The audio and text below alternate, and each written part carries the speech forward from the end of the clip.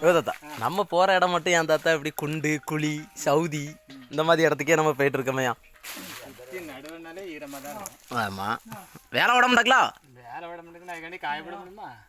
அதுக்காக அது சரி தான்.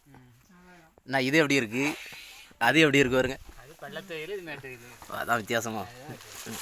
அங்கேவே தண்ணி கட்டா அடிக்க வராங்க வீடு வீடா. நீ தண்ணி கேட்க மாதிரி போனோம். நான் என்ன கடவங்க போகிற மாதிரியே போனேன். அதனால தான் பயந்து தரலையா?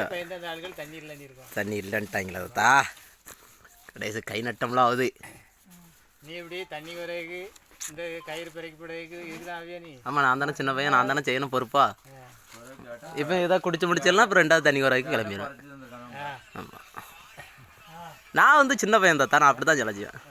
சிதவா எப்படி நிலவரம் இருக்கு, எப்படி இருக்கு? கண்டிஷன் மோசமாக இருக்கா? ஆம்புலன்ஸ் தான் வர சொல்லணுமா? பொக்கர் இன்னைக்கு வரல. ஓ, எந்திரிக்க நேரத்தில் உள்ள டயர்டு. சத்தம் கொடுத்து ஆளுவலா திரட்டி கூப்பிட்டு வராண்டமா? கொஞ்சம் திரட்டி கூப்பிட்டு வரணும்ல. காதே கேட்க மாட்டேக்கு, செவி அடைச்சு வச்சு.